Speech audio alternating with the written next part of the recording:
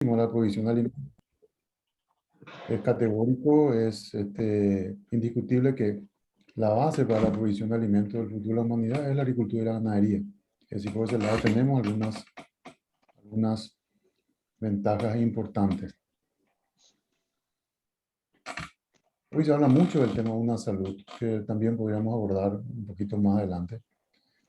Y cuando hablamos del tema de una salud, ¿qué significa? Significa realmente que es un concepto, es una definición conceptual, que la salud humana, animal y el medio ambiente, la vida silvestre, están interconectados entre sí. Eh, el hecho de que se produzcan algunas divergencias en cualquiera de los cuatro o los tres puntos genera realmente un efecto negativo, hasta hoy negativo, ¿verdad?, en el resto de los componentes. Hoy sabemos que casi el 60% de los agentes patógenos que causan enfermedades en los humanos, hay un error, provienen de los animales domésticos silvestres. Y 3 de 5 enfermedades emergentes que afectan a la salud humana provienen del ámbito animal. También es muy conocido que gran parte, mucho, del 80% de esos patógenos pueden ser utilizados como, como elemento de bioterrorismo, ¿verdad? En cuanto a la seguridad alimentaria, ¿cuál es la realidad de acuerdo a la información que manejamos? Hoy tenemos, así como dice el slide, más de 800 millones de personas que duermen diariamente con hambre a nivel mundial. Tenemos también un cálculo de que aproximadamente para el año 2050 se van a requerir aproximadamente un 70% más de proteína animal para alimentar al mundo. Y por otro lado también un cálculo mundial que entre el 15 y 20% de las pérdidas en la producción animal se deben a enfermedades animales. Es decir, algo que contribuye en contra también probablemente de la provisión de alimentos para la humanidad. El medio ambiente es un factor también considerado y muy importante, ¿verdad? Los cálculos que se tienen es que aproximadamente el 25% de la floresta mundial hoy día están perdidas. Eso que genera realmente un cambio de hábitat, un cambio de comportamiento de vectores, de virus, de animales que mudan de un lado a otro y consigo llevan enfermedades que de repente están, digamos, encerrados, por decirlo en cierta manera, en un hábitat en particular.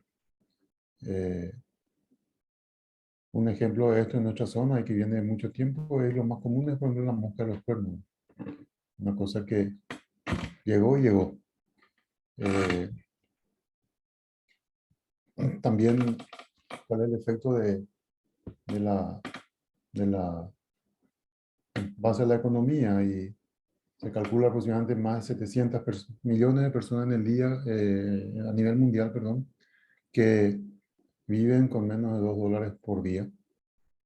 Eso en la cual básicamente son poblaciones rurales y en la que las enfermedades animales presentes o desastres ambientales que puedan ocurrir generan realmente un impacto extremadamente importante. ¿Cuáles son los desafíos en base a todo esto, los desafíos y riesgos que la producción mundial de alimentos, en particular la producción agrícola y la producción ganadera, básicamente, vamos a tener? Y son más o menos algunos puntos mencionados acá. La mundialización del comercio, que no es otra cosa que la famosa globalización. Animales, productos animales que pueden ser comercializados en distintas partes del mundo, de un lugar a otro. Y en particular, acá suma importancia es el comercio ilegal de productos de animales y productos animales. Todas las enfermedades que de una u otra manera ocurrieron a nivel mundial, enfermedades emergentes que transmitieron de un lugar a otro, prácticamente fueron por el comercio ilegal de animales o productos animales de esas especies susceptibles a esa enfermedad. Casi nada o muy pocas que se conozca han ocurrido por el intercambio comercial legal.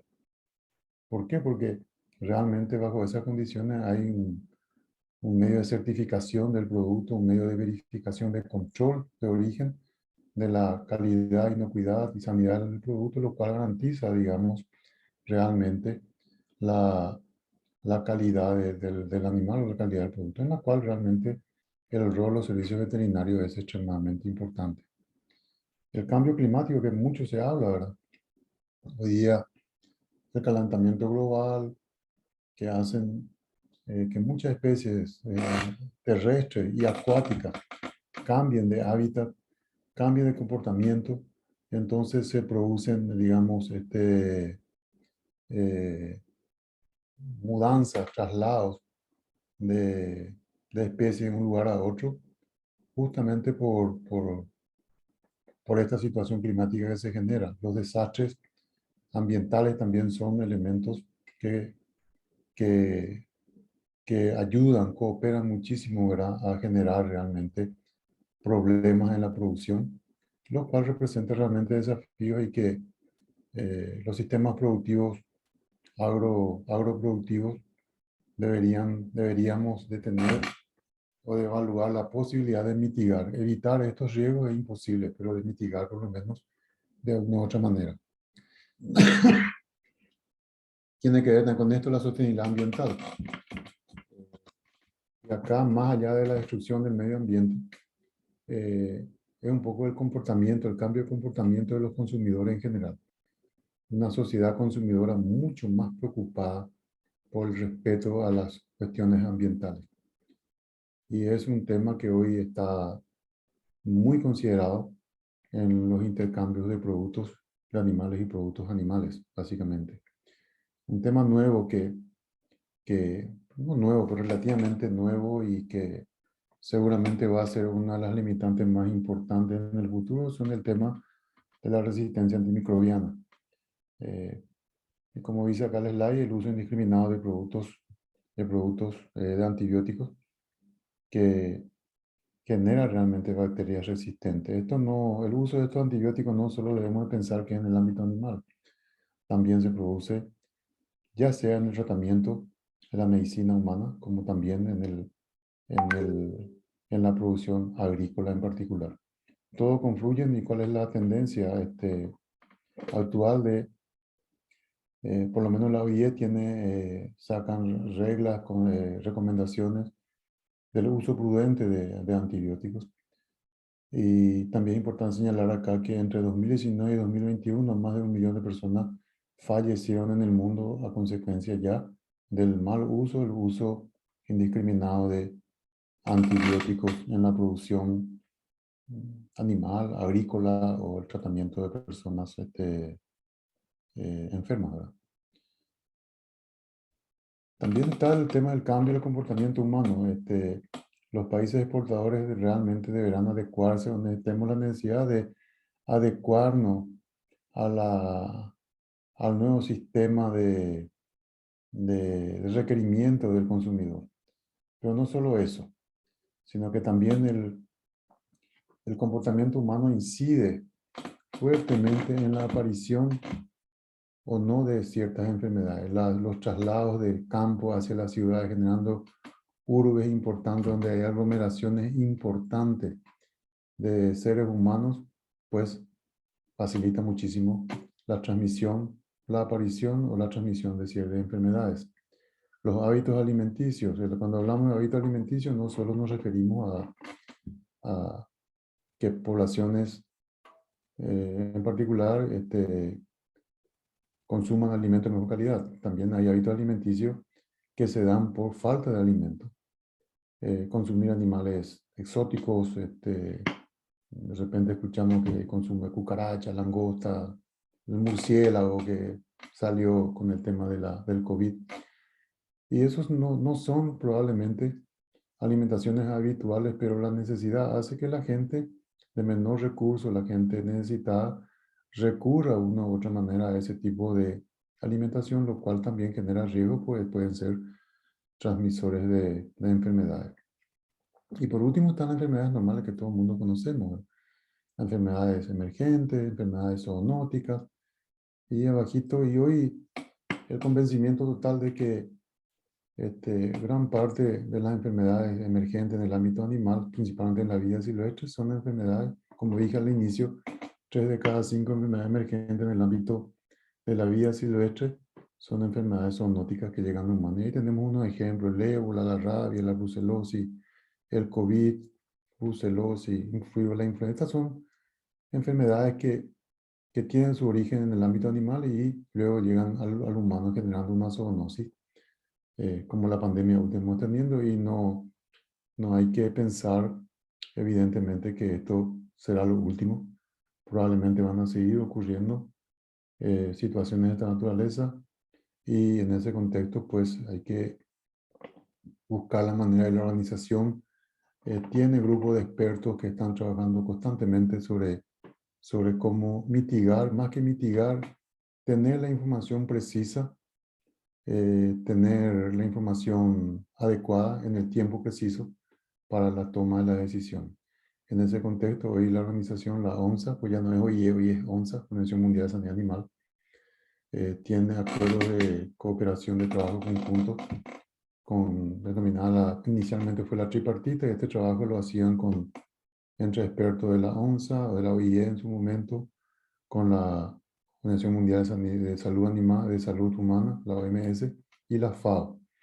Últimamente, considerando el tema una salud y la importancia relevante del medio ambiente y de la fauna silvestre, también se ha firmado un acuerdo de cooperación y trabajo conjunto con el PNUMA. El PNUMA es el Programa Mundial, el Programa Mundial de Naciones, el Programa de Naciones Unidas para el Medio Ambiente. Entonces, ¿qué es lo que se hace? A nivel de las 4 organizaciones, cooperan entre sí a través de expertos y generan información científica sobre más enfermedades, por lo menos sobre el comportamiento de la fauna silvestre, posibles eventos sanitarios que puedan ocurrir, y cómo esa información, pues, con la presencia de la Organización Mundial de Salud, pues, llega al ámbito humano, y, bueno, esperar que se tomen las medidas requeridas para mitigar o evitar la aparición de epidemias o pandemias como la que hemos sufrido últimamente. Bueno, esta es una información adicional que yo quería simplemente comentarle a usted. No sé si hay alguna consulta, pregunta sobre este tema, porque después sí, realmente tengo preparado unos slides para el tema sobre el cual hemos conversado inicialmente con Diógenes, que es el tema de la fiebre aftosa. No sé, hago un paréntesis acá y escuchar si hay algún comentario, alguna, alguna consulta que yo pueda responder. Gracias, doctor. Si es que hay alguien que quiera hacer alguna aclaración hasta esta parte, puede activar directamente su micrófono y exponer su consulta, su pedido de aclaración o su comentario.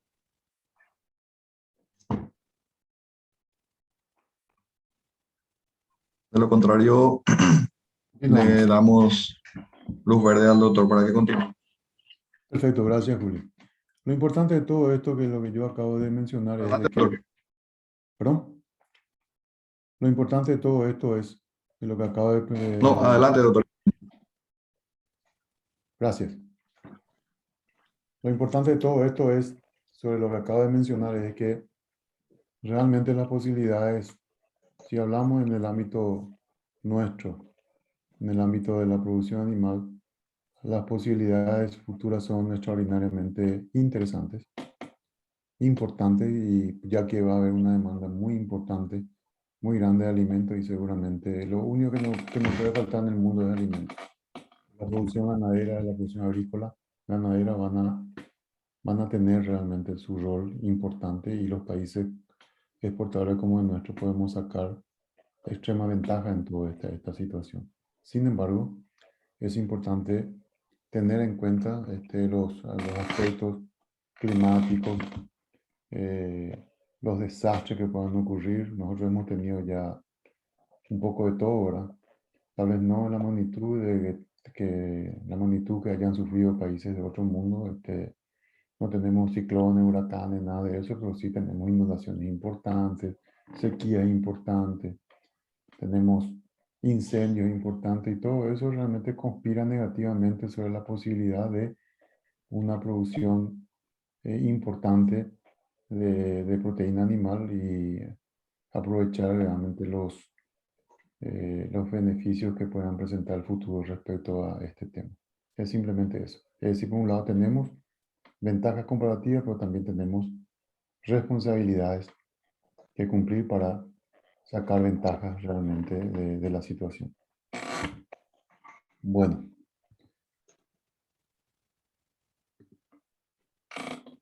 este es el tema de la fiebre aftosa, que más o menos fue el tema que estábamos conversando. Yo quisiera hacer una pequeña introducción, un posicionamiento eh, de cómo está a nivel mundial, de cómo está a nivel regional y cuál es la situación nacional y posteriormente hablar de los temas que hoy están en discusión.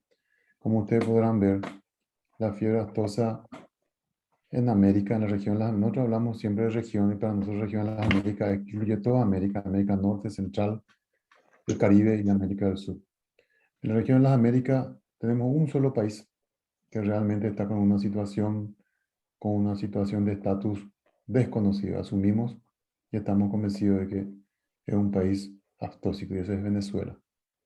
Sin embargo, en el resto del mundo, en los países del África, Medio Oriente, Asia, la presencia de fiebre aftosa es casi normal, por decirlo en cierta manera. Ustedes podrán ver ahí que, de acuerdo a la información, casi el 70% de la población de esta región son poblaciones ganaderas con fiebre aftosa.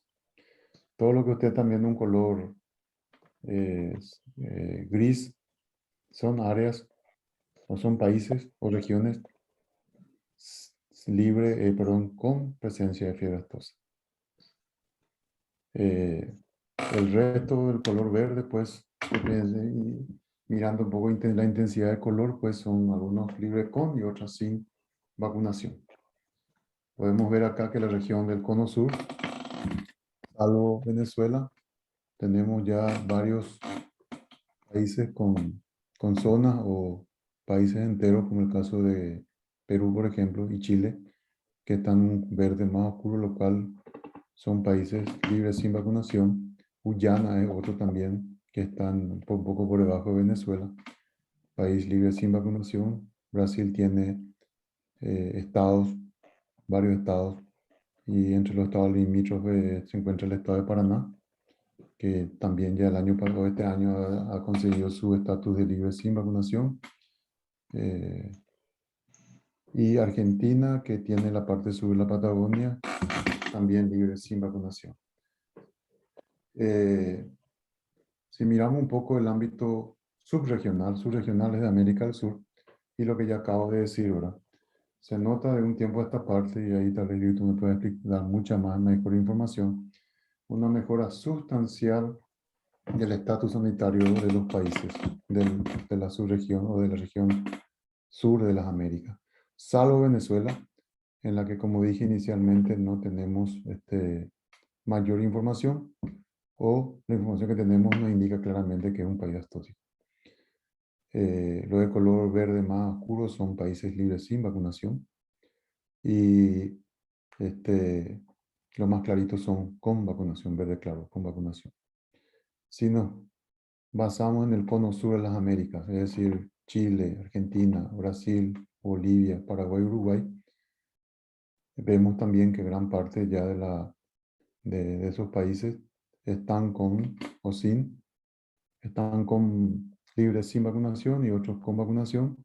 Y lo más importante acá es que el último evento sanitario en el cono sur de las Américas fue el evento sanitario que ocurrió en Paraguay en el año 2011 e inicio del 2012. Es decir, tenemos prácticamente 10 años sin eventos, sin brotes de fiebre aftosa en la región del cono sur de las Américas.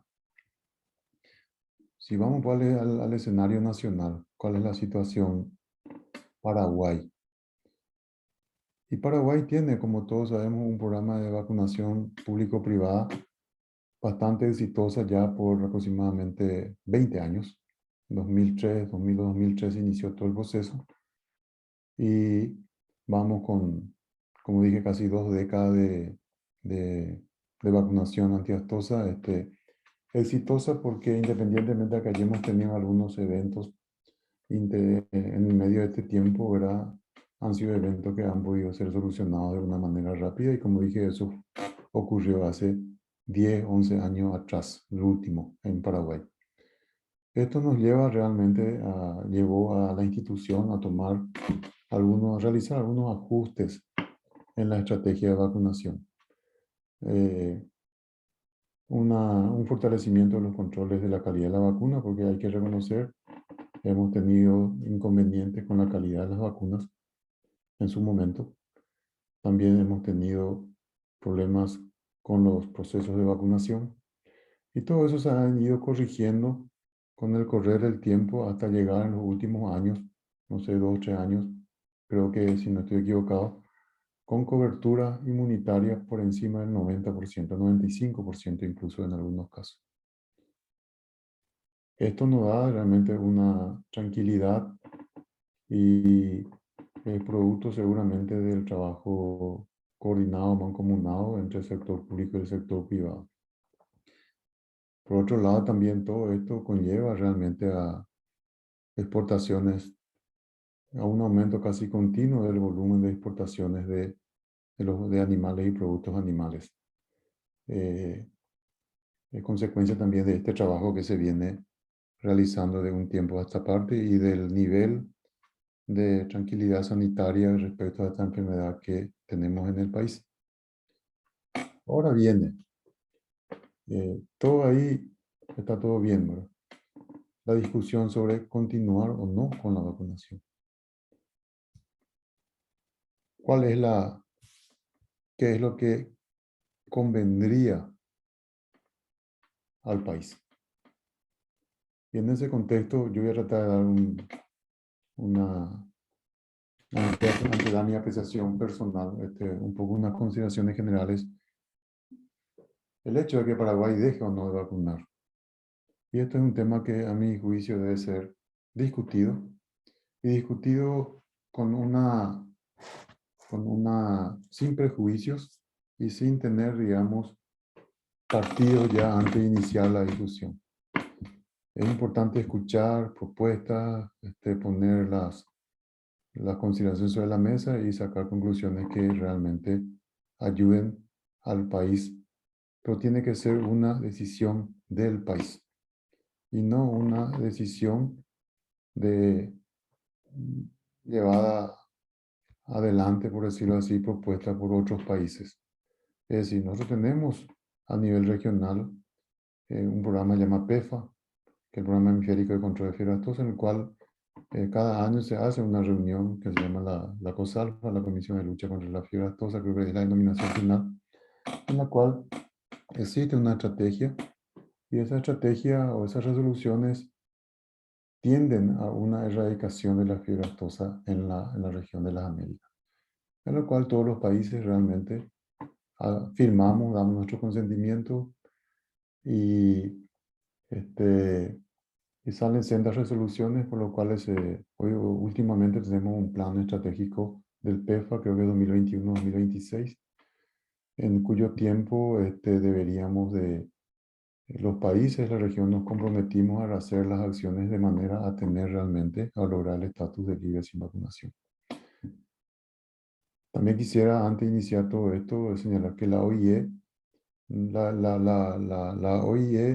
recomienda la mejora constante, o la ONSA, perdón, recomienda la mejora constante de la situación sanitaria de los países. Fiebre aftosa es uno más de muchos o de muchas enfermedades y otros programas sanitarios que un país exportador como el nuestro debe de asumir. La OIE no obliga.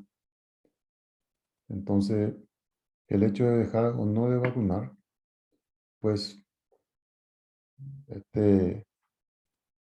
yo he puesto acá unos a unas consideraciones que yo creo que son importantes como base para la discusión.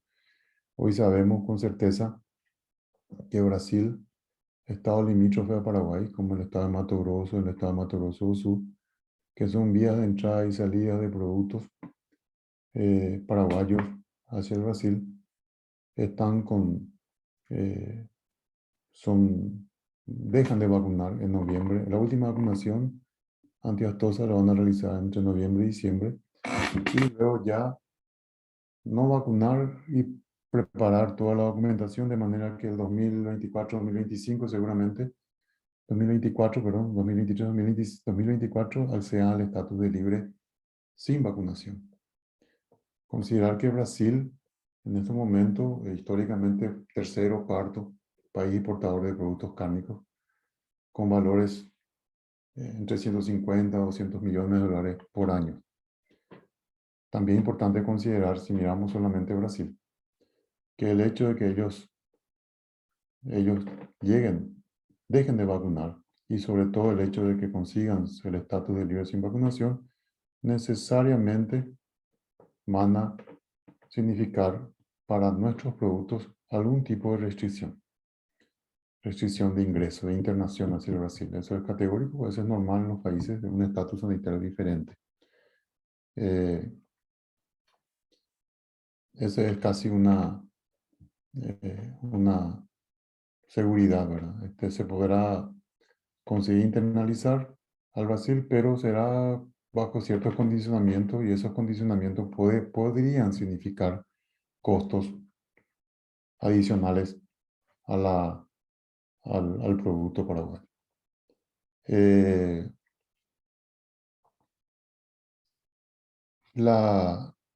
También es importante considerar los cambios políticos que pueden ocurrir en la región. Políticos de gobierno me refiero. El hecho tenemos la experiencia nosotros los paraguayos de no consensuar ideologías políticas, hacen con otros gobiernos, han significado para nosotros restricciones importantes en su momento. Y acá traigo simplemente a colación lo que en algún momento hemos tenido con el tránsito de mercadería paraguaya a Chile, ¿verdad? Que Argentina nos limitó a 100 contenedores por mes, por ejemplo, bajo un estricto control. O los cambios que sufrieron las exportaciones paraguayas, los barcos paraguayos, eh, en algún puerto, no sé si es Rosario, no sé dónde, antes de llegar a Buenos Aires. Todo eso son obediencias de políticos de turno que hacen realmente, que también juegan un rol importante sobre los servicios veterinarios de los países. Eso no hay que desconocer realmente.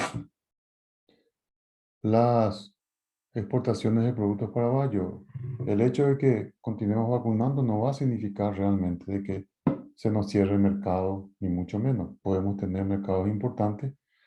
La única cuestión va a ser que los productos paraguayos, como lo son hoy día, van a ser comercializados a precios diferenciados, pero para abajo. Entonces, hoy con los 300.000 o 250.000 toneladas de carne que exportó el país el año 2021 nomás, si ustedes hacen el cálculo, un 300, por mínimo 300% dólares por tonelada, hagan el cálculo de cuánto significa eso, cuánto podría significar eso en ingreso de divisa para el país. Es decir, son consideraciones que hay que poner. ¿Vale la pena o no vale la pena? Si vamos a dejar de vacunar, si la decisión es dejar de vacunar, ¿cuáles son los criterios que a mi juicio deben ser tomados en consideración? Primero tengo que saber, pues yo puse evaluación de riesgo interno y externo. Saber realmente cómo está nuestra situación interna. Eso es importante. La, la, si se llegara a esa medida, a esa decisión, no debe ni mínimamente pensarse en la decisión tomada décadas atrás, cuando Paraguay también, por una presión política del momento, se entiende perfectamente, ha tomado la decisión de levantar la vacunación, y eso significó realmente el debacle sanitario del país. Pero eran bajo otros términos. En aquel entonces simplemente se dejó de vacunar y no hubo realmente una evaluación interna, lo cual significa, en este caso, si estamos o no en condiciones, y una evaluación externa sobre los riesgos externos que podrían enfrentar países vecinos en particular. Hoy, como ustedes habrán visto en el mapa que presenté, el único riesgo, por decirlo potencial, es Venezuela. No tenemos nosotros intercambio comercial con Venezuela. Lleguen productos de origen animal a Venezuela, a Paraguay, es muy difícil. El riesgo externo es extremadamente favorable. Eso no significa realmente de que sea cero. En biología no existe esto, pero es extremadamente favorable. Cuando hablamos de evaluación interna, bueno, una condicionante también es que en el momento que se tenga que tomar decisiones y se toma que hay que hacer sobre niveles de cobertura, conocer exactamente y en forma muy transparente y muy responsable la cobertura tanto de vacunación y en particularmente la cobertura inmunitaria dentro del acto nacional. Y en ese contexto, hoy tenemos una cobertura por la información que accedí más del 90-95%, lo cual me animo a decir, y Víctor podrá corroborar o no desmentir, probablemente una de las mejores de la región. ¿Cuál es el problema? El problema es que aparentemente el sector privado no confía en esos resultados. Y ese es un tema realmente importante a discutir. ¿Por qué? Y por qué sí y por qué no, ¿verdad? Va a requerir una reestructuración del servicio veterinario. El servicio veterinario y los planes de vigilancia, etcétera, deben ser muy diferentes o van a tener que ser muy diferentes a lo que hoy día se está aplicando. Eso va a significar un cambio de paradigma, de la mentalidad del propio funcionario del servicio veterinario, como también de todo lo que de una u otra manera está involucrado dentro del proceso de producción ganadera del país. Va a requerir un apoyo irrestricto del sector político y financiero, del gobierno de turno. Si no hay ese acompañamiento, pensar que solamente el SENASA por sí solo va a hacer, es una utopía. Acá debe haber como gobierno una política de Estado prácticamente. Si no es gobierno, por lo menos de Estado. Si es de Estado, mucho mejor, que realmente garantice las necesidades, la logística financiera, para equipamiento y un montón de otras actividades que debe hacer el servicio veterinario. Y por último, uno de los más importantes es el apoyo y la concienciación del sector privado, productivo e incluso industrial, ¿verdad? Más del sector productivo que industrial. ¿En qué sentido? Eso de obrar en base a las reglas sanitarias de una manera casi irrestricta. Y ese es un tema, como todos sabemos, un tema complicado en nuestra génesis de paraguayo, ¿verdad?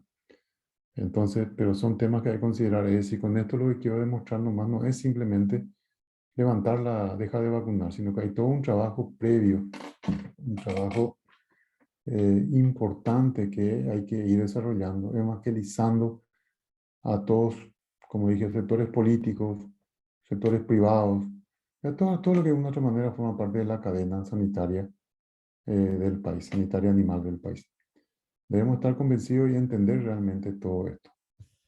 La única es el primer paso y esta discusión eh, hay que hacerlo de una manera transparente, eh, sin ánimo, sin prejuicios y hacer los costos-beneficios sobre las ventajas o desventajas de esto.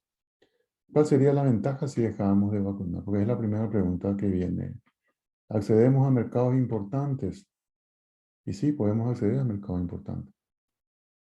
Pero pasaríamos, o el país pasaría a formar parte de un grupo selecto de países. Como ustedes pueden ver, en la región de las Américas es la tendencia, salvo Argentina, Uruguay y bueno, Paraguay también, que creo que están en esa misma tendencia. Pero hay que mirar desde como Paraguay y no como región como otros países. Paraguay conoce sus propias dificultades logísticas, sus dificultades comerciales, cosa que no lo tiene realmente ni Brasil ni Argentina. Ellos tienen acceso directo al litoral marítimo, costos de logística muy inferior a la nuestra, eh, no tendrán limitaciones con seguir o no vacunando. El ejemplo es Uruguay. Uruguay es un país con vacunación. Pero ¿qué es lo que tiene ser parte de este grupo selecto a Paraguay? Paraguay no le queda otra cosa que tratar de ir mejorando en forma sustancial su situación sanitaria, porque se han hecho muchos trabajos en el pasado, que probablemente muchos ya hayan pasado desapercibidos. Remontémonos nomás al año 2002-2003, cuando los volúmenes de exportación no pasaban los 100 millones de dólares. ¿Y qué hizo Paraguay en su momento, verdad? Fue el doctor Corrales, que estaba como presidente, recuerdo muy bien, la primera conferencia mundial de fiebre aftosa, que la estrategia de erradicación de fiebre aftosa se hizo en Paraguay. Y más allá de hacerse en Paraguay, ¿qué es lo que se intentó, se generó con eso? Dar a conocer el país, dar a conocer el sistema de producción, poner en el contexto internacional a Paraguay como un candidato, como uno más de los productores de carne. Y así fueron haciéndose algunas cuestiones que de repente pasan desapercibidas. En el 2011, 2012 hicimos de vuelta una conferencia muy importante con la OIE acá en Paraguay, mundial también fue. Luego la misma consideración del cargo que yo ocupando, ¿verdad? No por mí, sino que Paraguay ocupa un cargo de relevancia dentro de la organización. Todos esos son elementos que coayudan a, digamos, a visibilizar al país en el contexto internacional. Y todo eso se hizo que se ganara confianza. Ahora, tenemos realmente la confianza que tiene Uruguay con respecto a los países importadores. Y yo me animaría sin duda alguna a decir que no. Uruguay es un país mucho más confianzudo, de mucho mayor confianza que nosotros. ¿Qué conlleva eso? Uruguay hay un trabajo respetuoso entre el sector público y el sector privado. El sector privado, cualquier consulta que hace, lo primero que dice es que es por indicación del sector público, en este caso, servicio veterinario. El servicio veterinario dispone y ellos cumplen. Nosotros acá tenemos una idiosincrasia hablando mal y pronto, de lo que dice el servicio veterinario no es creíble, eh, no es relevante y yo hago como yo quiero. Y más o menos eso no conduce realmente a generar confianza, porque o las discusiones entre gremios que ocurren de repente respecto a la institución sanitaria, las discusiones tienen que ser en puertas cerradas y salir afuera ya con algo consensuado, negativo o positivo, por consensuado al fin. Hay que dar esa imagen, porque el hecho de que nos guste mucho salir en la prensa, no es prudente, porque lo que uno dice al rato prácticamente se transmite a nivel mundial. Y hay, aunque ustedes no lo crean, la inteligencia sanitaria lo tienen casi todos los países, los servicios veterinarios de los países del mundo. Y en particular aquellos con los cuales tenemos de repente relaciones comerciales. La confianza es el elemento principal. ¿Cómo vamos a dar confianza? Yo creo demostrando con un trabajo mejor, no con el statu quo que de repente se precisa o precisamos o pensamos que es lo mejor, ¿verdad? Esto nos va a llevar realmente a corto o mediano plazo. Realmente necesita un trabajo de apoyo para acceso a mejores eh, mercados con mejores precios. Así como dije hoy, si nosotros pensamos 250.000 toneladas, ponemos un promedio de 300 toneladas por $300 por tonelada nomás. Eso significa casi 750 millones de dólares que dejamos de generar, de percibir, solamente por, por situaciones de una falta mayor de confianza, entre otras cosas. ¿Es importante o no es importante? Eso es la discusión que tenemos que hacer. Y por otro lado, si nosotros queremos realmente mejorar los ingresos respecto a la exportación de productos cárnicos que repercute en el precio local del ganado. Hoy día estaba mirando algunos datos, veo que en Uruguay el precio del novillo gordo está entre 5.20, 5.40. En Argentina está en 4.40, 4.50 y Paraguay está 3.40. ¿Por qué eso? Esa es la pregunta que tenemos que hacer. Esa es la pregunta que tenemos que hacer. ¿No? ¿Por qué? Porque estamos entrando probablemente al mercado independientemente de mercados de renombre, pero con productos desvalorizados. ¿Y eso por qué? Se da seguramente por toda esta situación que yo estoy explicando, ¿verdad?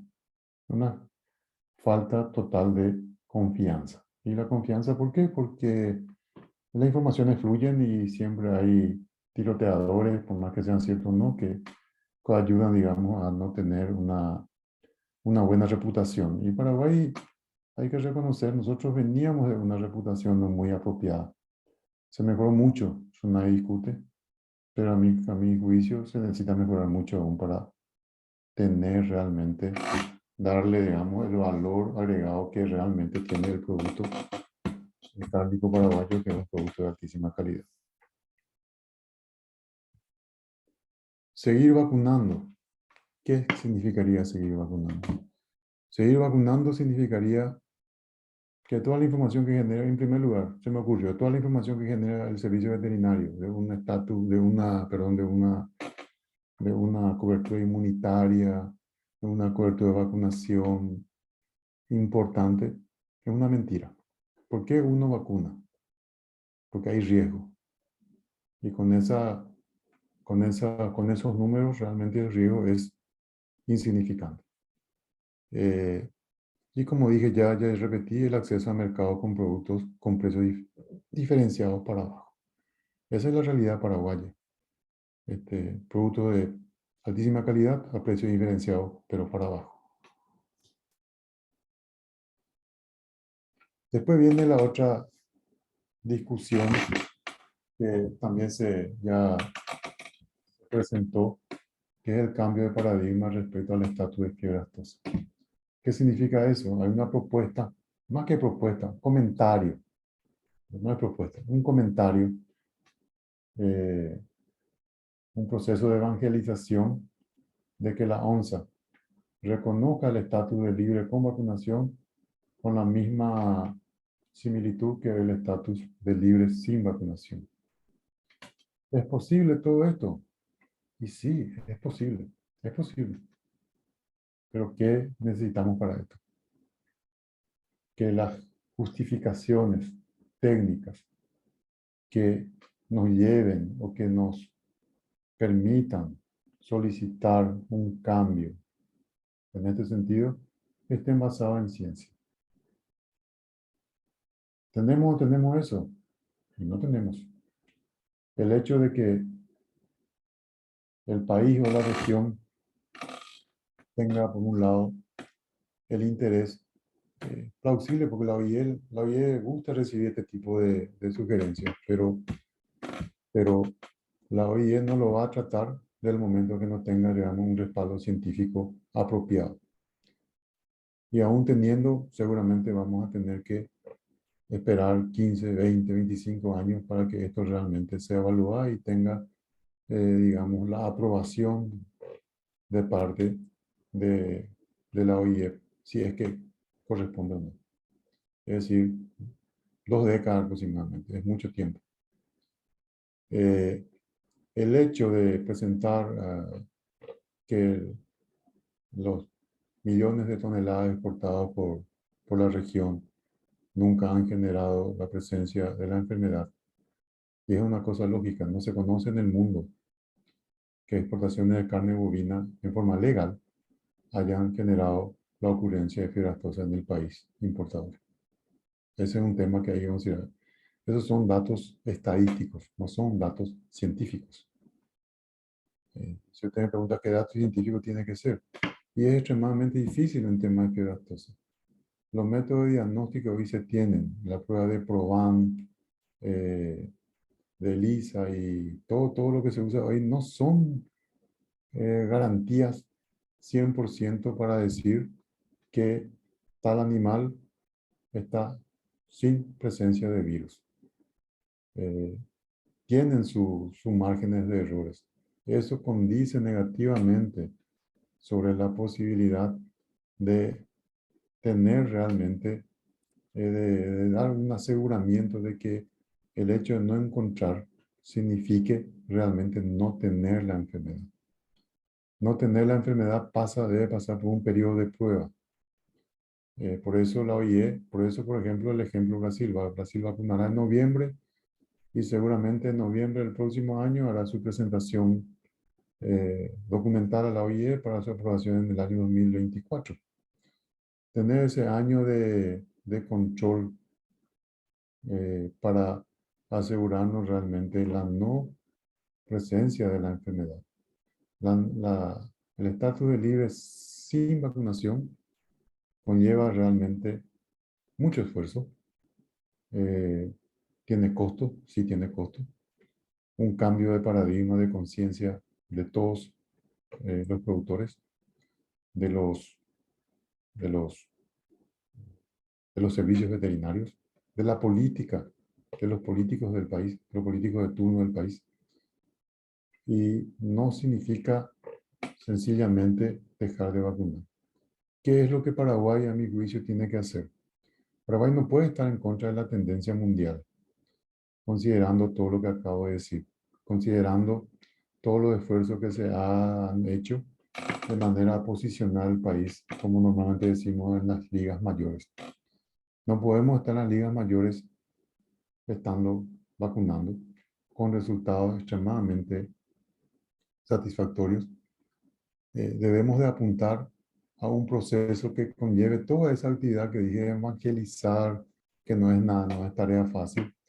Y llegado el momento de darse las situaciones internas y externas, tomar la decisión. La decisión no tiene que ser independientemente a que el servicio, los planes del servicio propongan un año en particular. Es porque la agenda de trabajo debe tener, debe contener los tiempos. Pero por supuesto que eso va a depender muchísimo de la situación interna, de la situación externa, de los riesgos que puedan uno ir socavando. Y también, más que las cuestiones técnicas, de los aportes logísticos, por decirlo así, de todos los involucrados. Si no existe eso, es muy difícil probablemente tomar una decisión de naturaleza. Tomar decisión de naturaleza va a posicionar al país en las grandes ligas, va a generar en el país mayor confianza, va a generar en el país mayor ingreso de divisa. Hay que trabajar un poco, por supuesto, pero debe conllevar la responsabilidad en mayúscula de todos los actores de la cadena. Si eso no existe, probablemente esto no va a ser posible.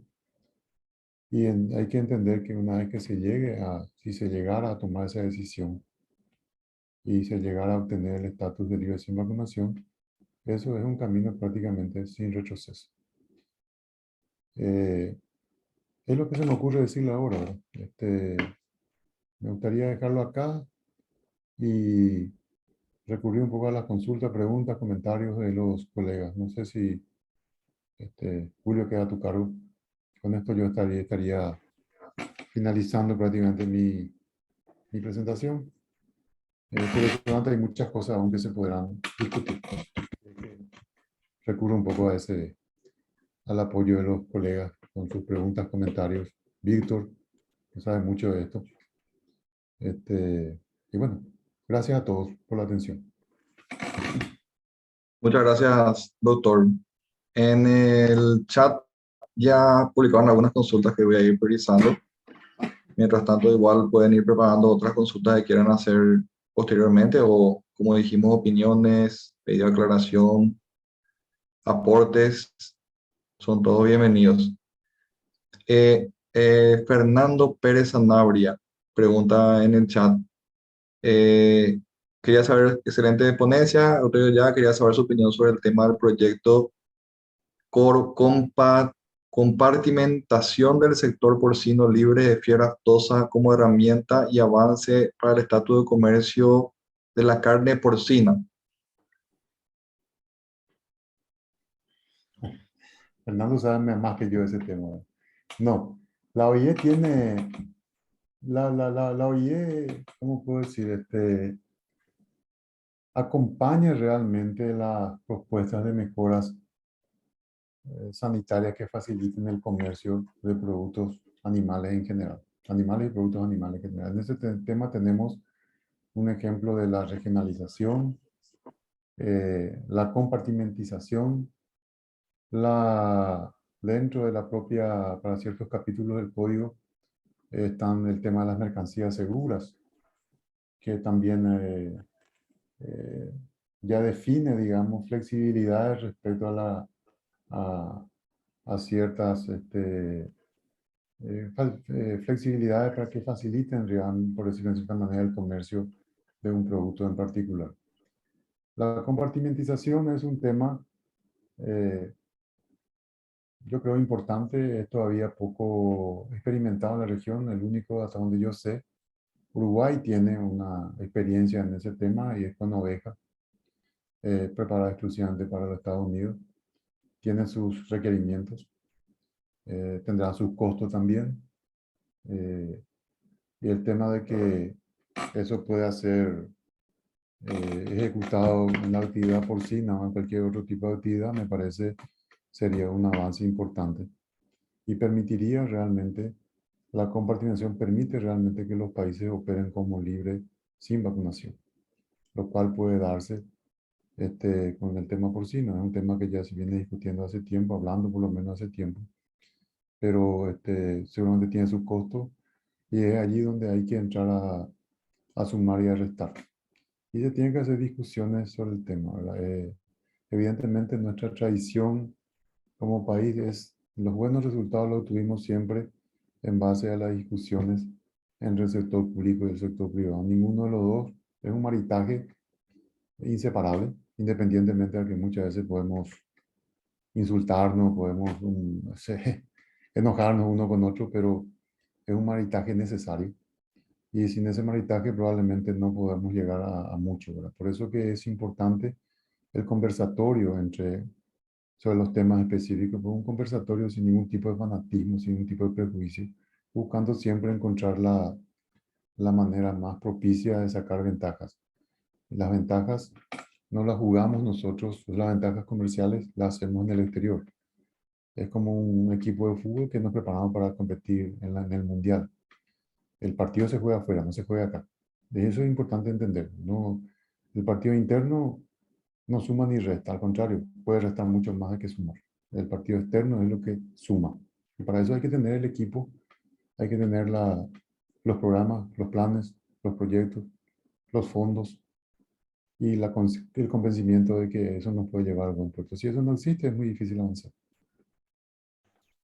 Muchas gracias, doctor. El doctor Víctor Maldonado levanta la mano. Adelante, doctor. Muchas gracias, Julio.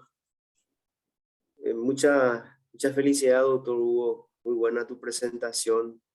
Realmente una presentación quirúrgica para lo que representa hoy la fiebre aftosa, el momento y el escenario en que estamos trabajando en los países, sobre todo el sector oficial también, de la mano del sector privado.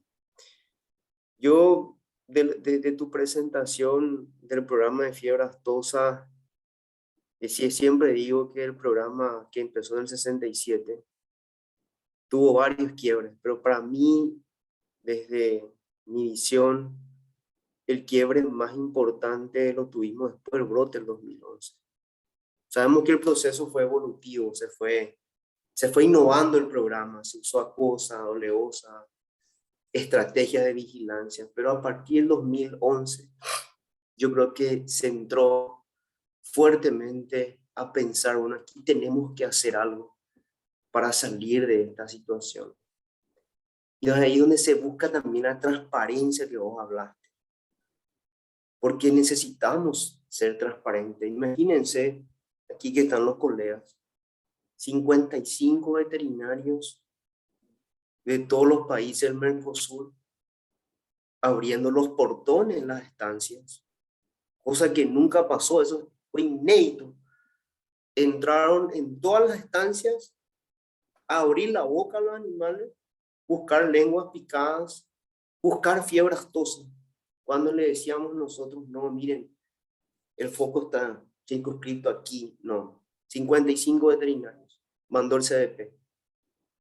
Nunca ningún otro país en toda Sudamérica hizo eso. Ni Argentina en su peor momento en el 2000, ni Uruguay, ni Brasil en Yaponá en el 2006, ni Argentina fue en el 2006 también, ni Bolivia en el 2007 en Santa Cruz, fue Paraguay en el 2011.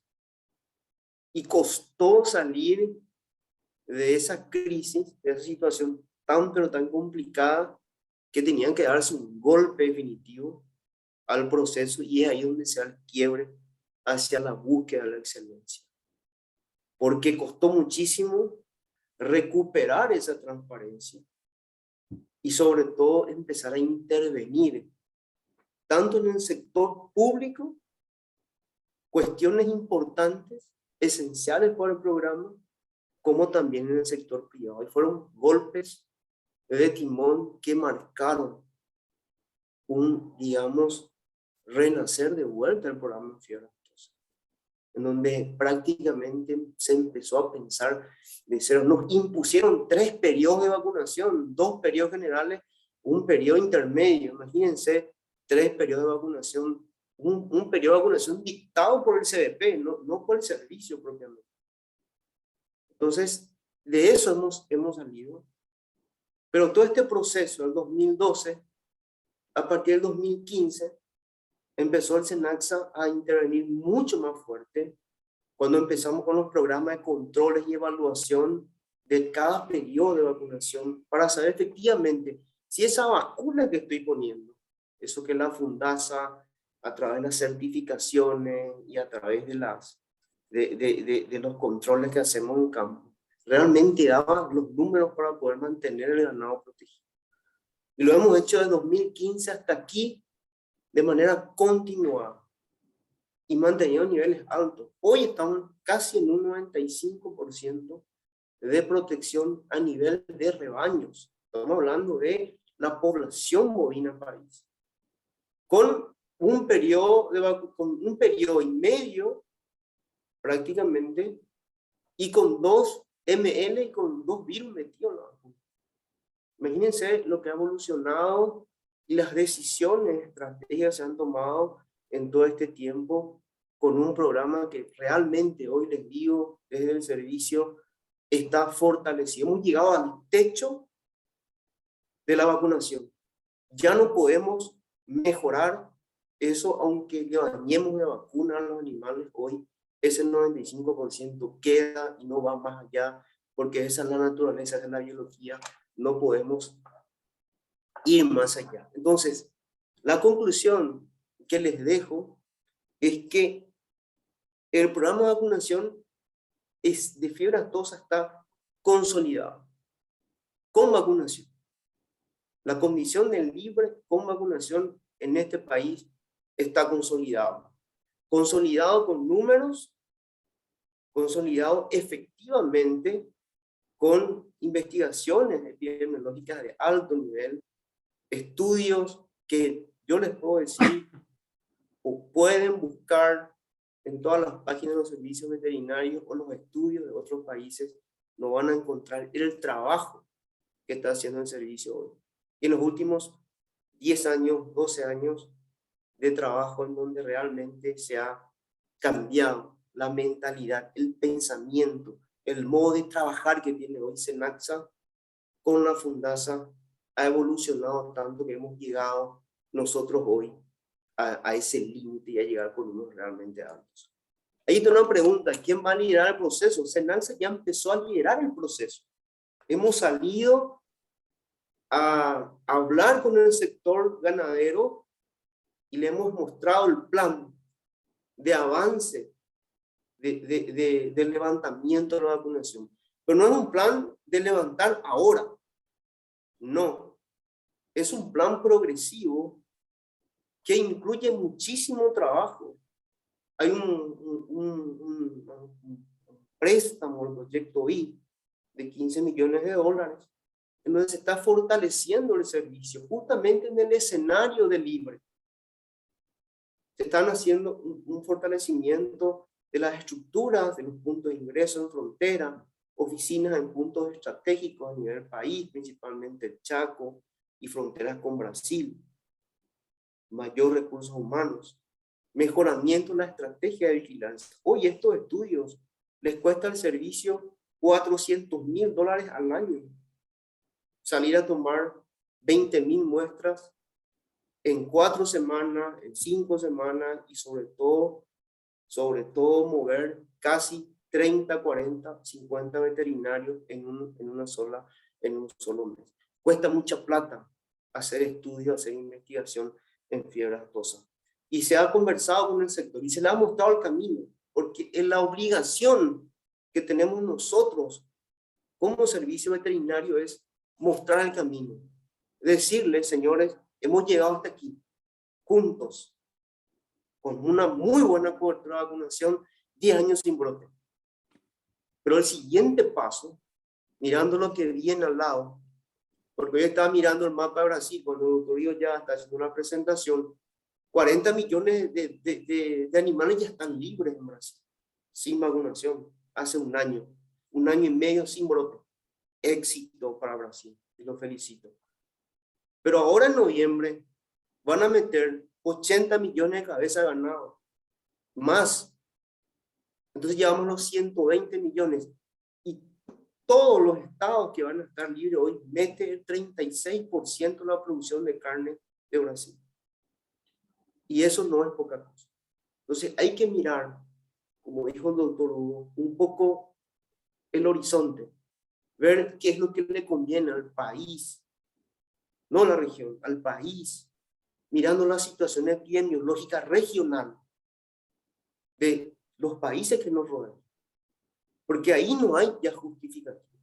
Cuando llegamos a un nivel tan alto y el escenario es tan bueno, somos esclavos de nuestro éxito.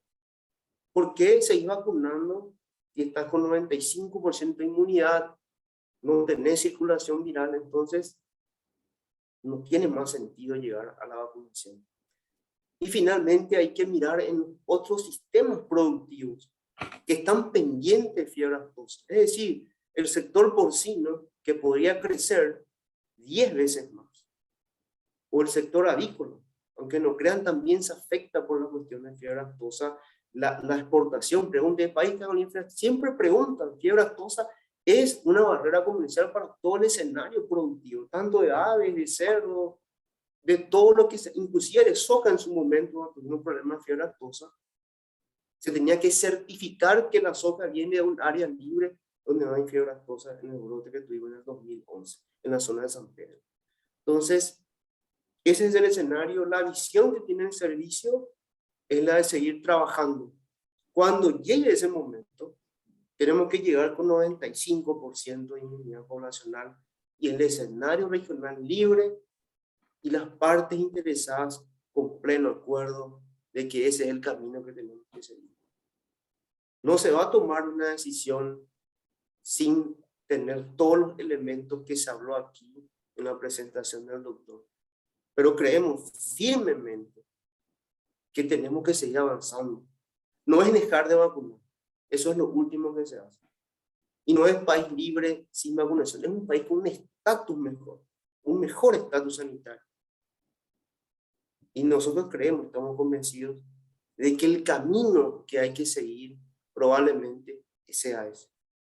Se pueden discutir otras metodologías, otras propuestas, y estamos abiertos también a discutir, se ha dicho. Pero creemos que la línea de trabajo que se viene haciendo históricamente debe hacerse. Por supuesto que las líneas de trabajo también se van mejorando y se van actualizando. Para no robarles mucho tiempo, es simplemente eso, doctor Julio. También felicitar de vuelta al doctor Julio ya por su excelente presentación. Muchísimas gracias.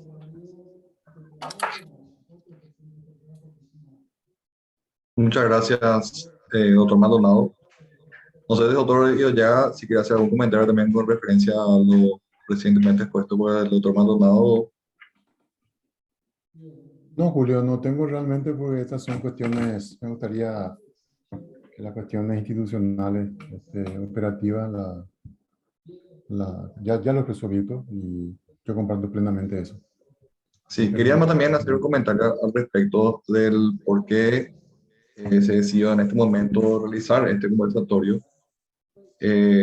Resulta que justamente la semana pasada yo había recibido una invitación por parte del presidente y secretario general de la ARP para participar de un simposio de alto nivel, Nuevo Horizonte para el Estatus Sanitario de nuestro país, que se realiza este viernes justamente en el Salón Social Dr. Germán Ruiz Aveiro de la ARP. Un programa bastante interesante ese día. Inclusive están abriendo el simposio a la participación de estudiantes de últimos años de la carrera de veterinaria en diferentes universidades, ¿verdad? Cosa que me pareció muy importante. Y entonces, cuando hablé con el doctor Dávalos al respecto, creímos conveniente que este conversatorio se pueda desarrollar antes de este simposio para tener un conocimiento general y estar enterados también de la situación en la que se encuentra actualmente también a nivel internacional. De hecho, con el doctor Ido Llaga también ya del año pasado ya hemos hablado de la posibilidad de tener un conversatorio, ¿verdad? En su carácter de presidente de la OIE OMSA actualmente. Y bueno, estamos queriendo aprovechar también esta situación que nos beneficia particularmente como país, ¿verdad? Y nos honra. De paso también felicitarle públicamente al doctor Guido Llaga porque este logro no se consigue así nomás, son el resultado de muchos años de esfuerzo, sacrificio también al frente del servicio también aquí en el SENASA en Paraguay.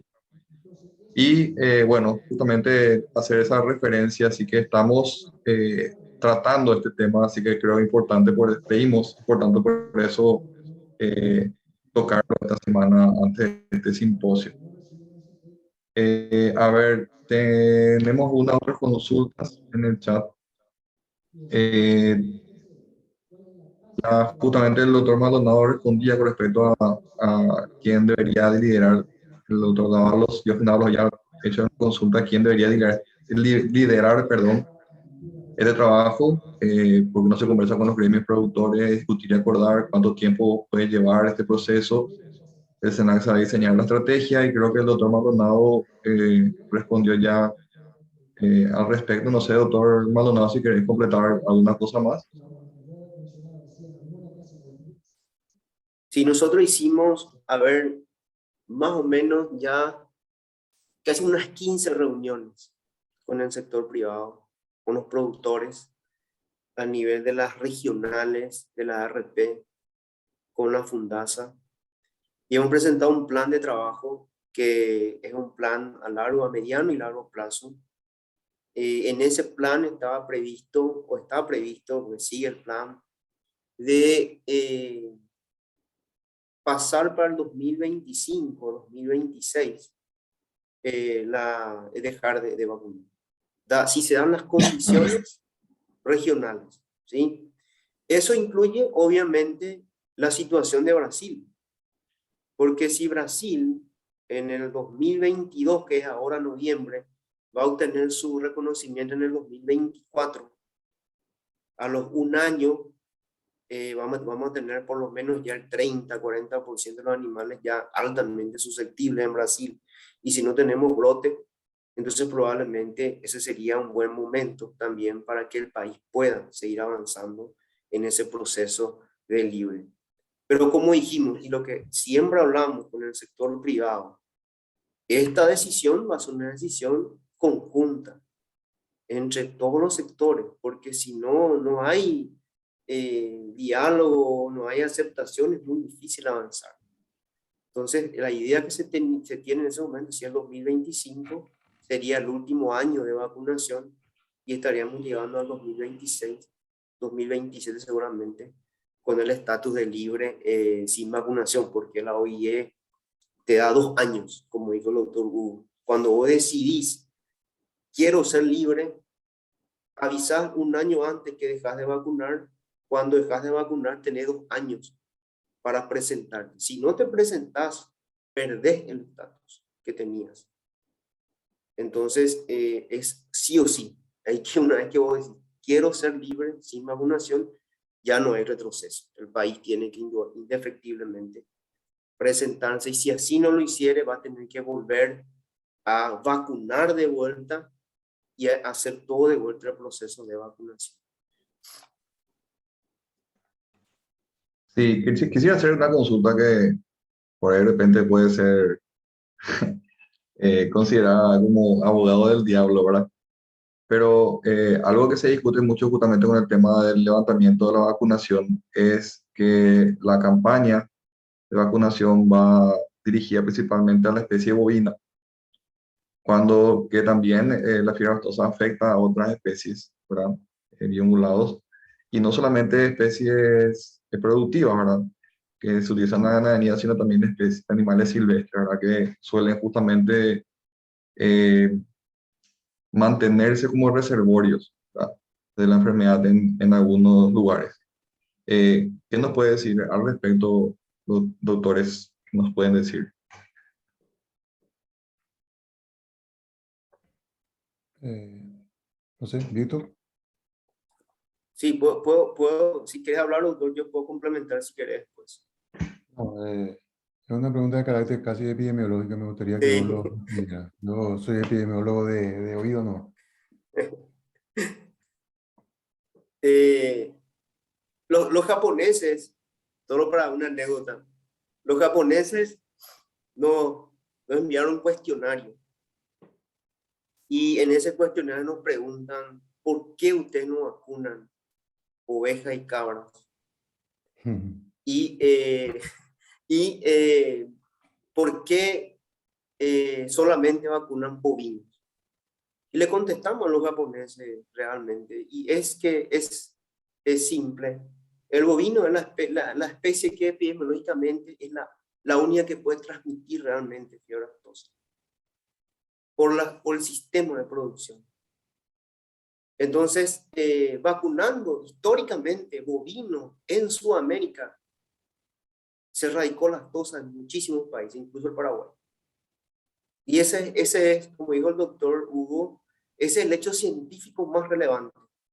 Entonces, no es necesario en este país vacunar cerdos que viven poquito tiempo, bovinos que también, en muchos casos, no viven mucho, que los bovinos, que sí tienen una dinámica de movimiento y epidemiológicamente son los que transmitieron en el histórico de Sudamérica fiebre aftosa.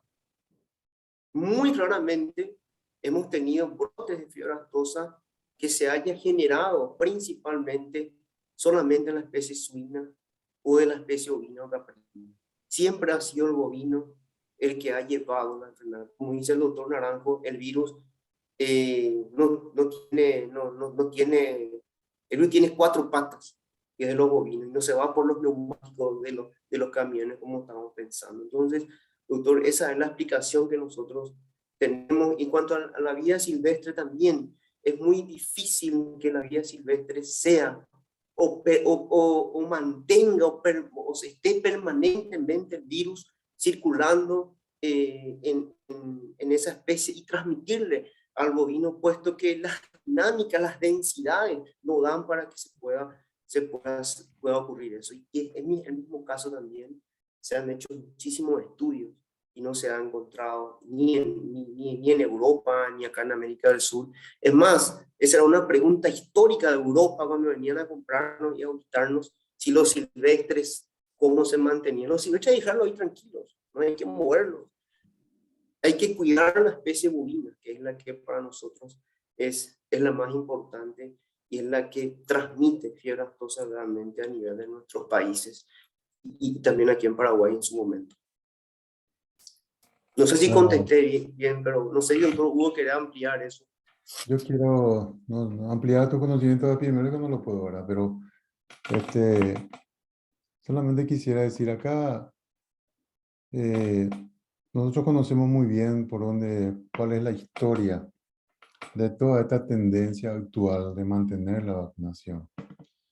Y evidentemente, esto eh, lo digo yo como veterinario paraguayo, no como presidente de la ONSA, pues ahí no puedo, en forma personal. Por supuesto, y yo respeto mucho, pero hay vacunas, laboratorios de vacunas que pueden perder, no digo hegemonía, no es el término, pueden perder el negocio de las vacunas. Imagínense, Argentina 55 millones de cabeza, Uruguay 12 millones o 13, Paraguay la mismo. ¿Cuánto representa eso en el año?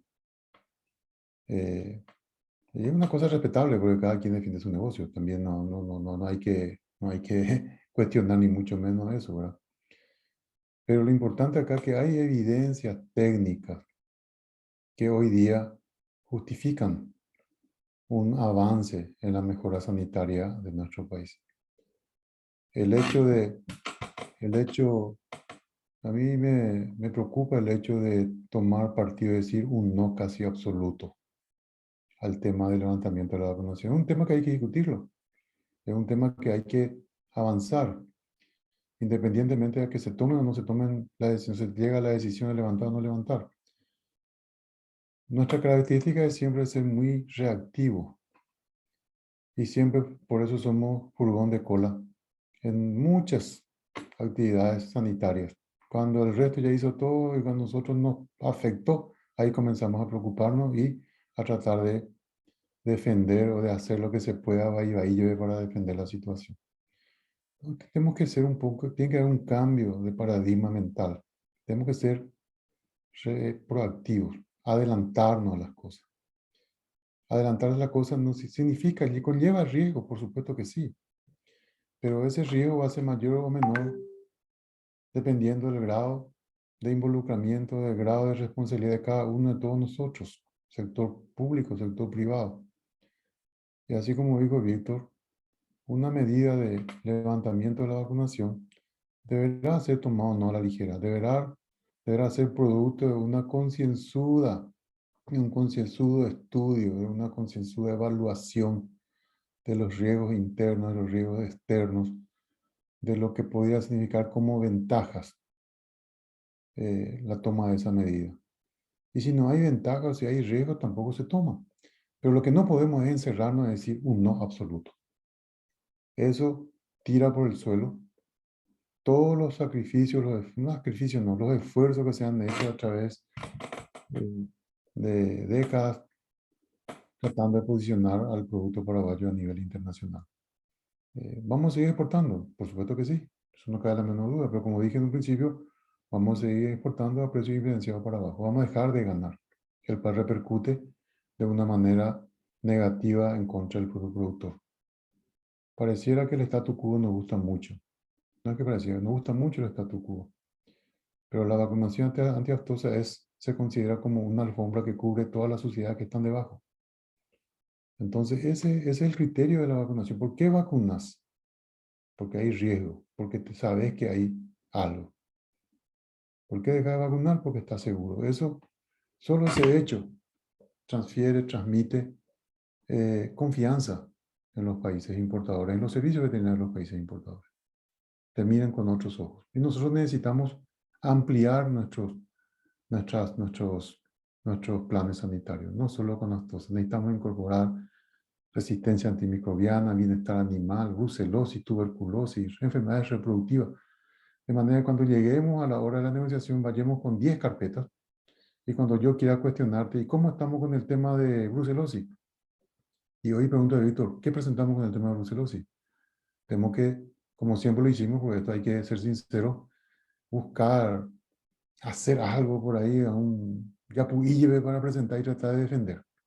No es realmente un documento ser cierto, porque mucho de eso hacemos en el servicio veterinario, lo veníamos haciendo y no creo tampoco que se siga haciendo. Es decir, rellenar algunas informaciones que no tenemos buscando, pero no debe ser esa la realidad. La realidad nuestra tiene que ser, mal o bien, tener los documentos, tener los resultados, tener los programas. Diles, que guste o no guste, es otra historia, pero vos tenés. Y con eso de frente, y con eso genera confianza. Y la confianza es plata. Así de sencillo es el tema. Por eso yo no, esto lo digo de forma muy personal, mi, mi negativa, digamos, a cerrar el tema de la discusión. Este es un tema que amerita discusión. Amerita una discusión sana, una discusión sin prejuicio, sin tomar partido de entrada. Hagamos la suma y resta y si al final es menos, no se hace. Y si es más, se levanta, se toma la decisión. Pero, y tiene que ser una discusión entre nosotros, entre paraguayos. Nosotros sabemos nuestra realidad, nuestra necesidad, nuestra fortaleza, nuestro todo. No puede venir gente de afuera a marcarnos pautas. Uruguay, y yo aprecio mucho a los uruguayos y sé que trabajan muy bien, pero en el pasado hemos tenido muchísimas dificultades y siempre han buscado la manera de jodernos la vida a nosotros. Eso se lo digo así honestamente. Es historia, no es la actualidad probablemente, pero eso fue la historia. Argentina siempre ha hecho la misma cosa. Brasil en su momento nos tiró toda la mierda que tenía, con el perdón de la palabra, a nuestro país. Nosotros tampoco éramos santos.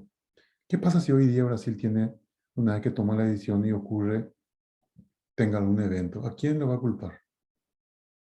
¿A quién lo va a culpar? ¿Al país? ¿A la región más próxima? Eso va a ser Paraguay.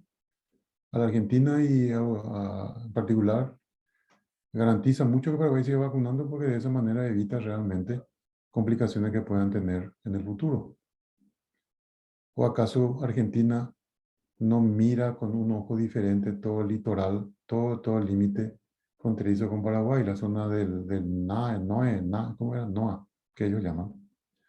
En cada presentación que hacen, ellos argumentan que ahí están sistemas de vigilancia fortalecida, sistemas esto, aquello mejorado, qué sé yo, etcétera, etcétera, por el peligro que representa Paraguay.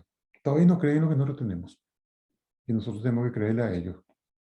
El único país que presentó realmente resultados, y me consta, no ahora, de tiempos, de sus trabajos respecto a la investigación epidemiológica, seroepidemiológica sobre el fibra, eso fue Paraguay. Y fue el reclamo nuestro que siempre hemos hecho en la COSALFA. Ni Brasil, ni Argentina, ni Uruguay han hecho presentaciones. No sabemos realmente qué tienen, qué no tienen, cómo están, ni siquiera qué hacen. Paraguay sí fue siempre transparente. Por eso, eh, esa desconfianza que existe al servicio, y que es lógico que exista, porque hemos obrado mal en el pasado seguramente. Pero hay que mirar un poco más allá de eso, hay que mirar un poco con un ojo diferente. Y si todos quisiéramos apoyar y quisiéramos tener mejores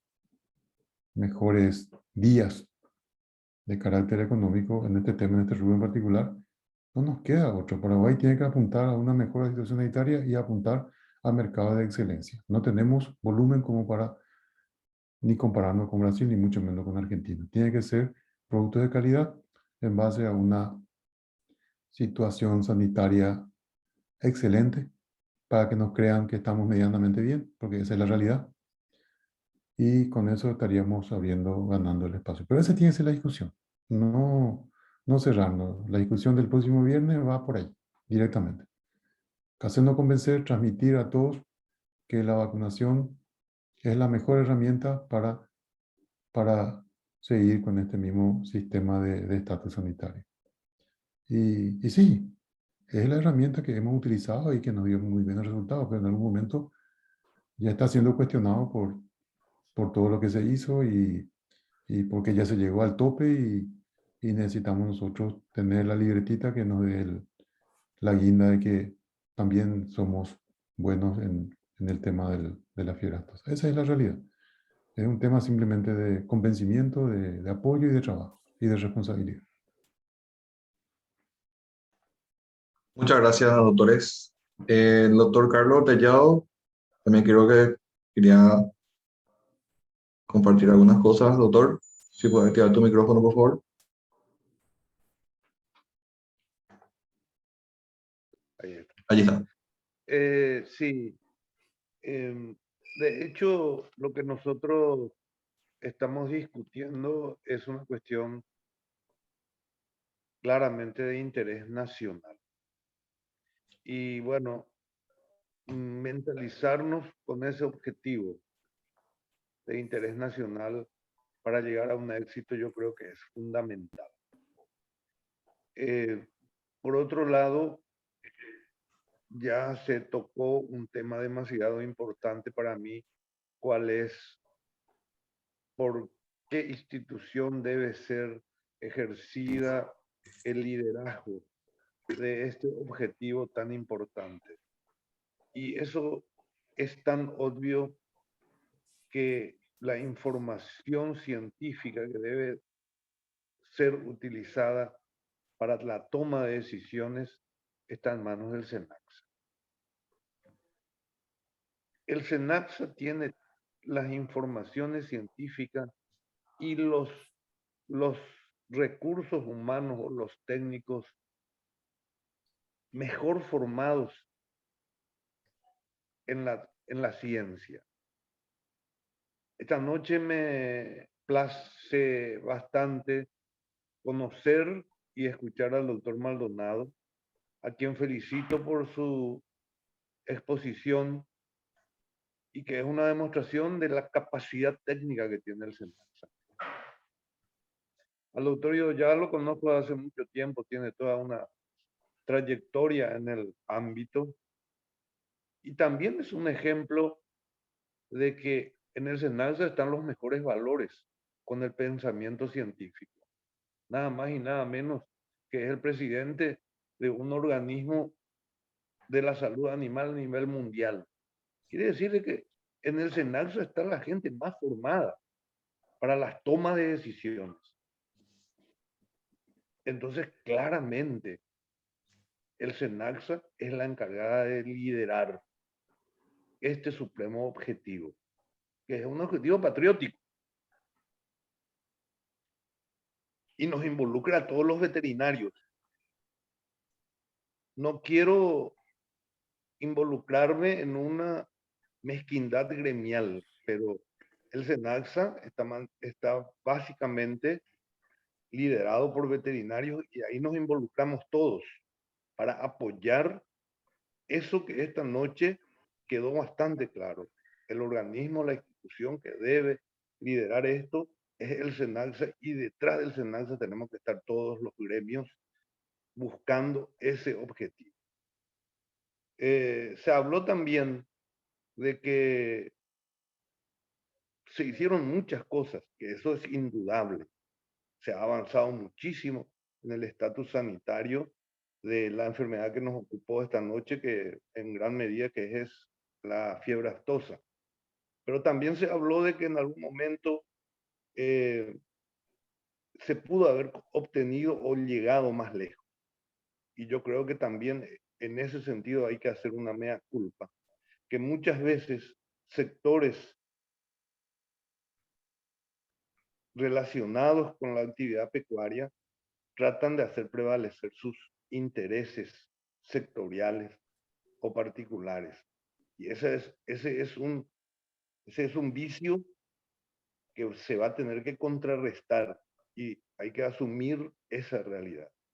Incluso a nivel político, con mucha frecuencia caemos en la politiquería para hacer también prevalecer los intereses sectoriales.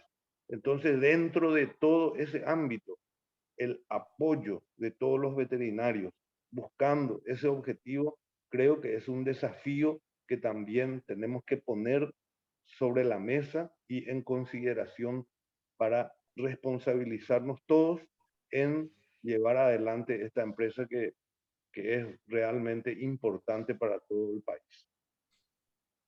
Gracias. Julio, si me permitís. Adelante, doctor.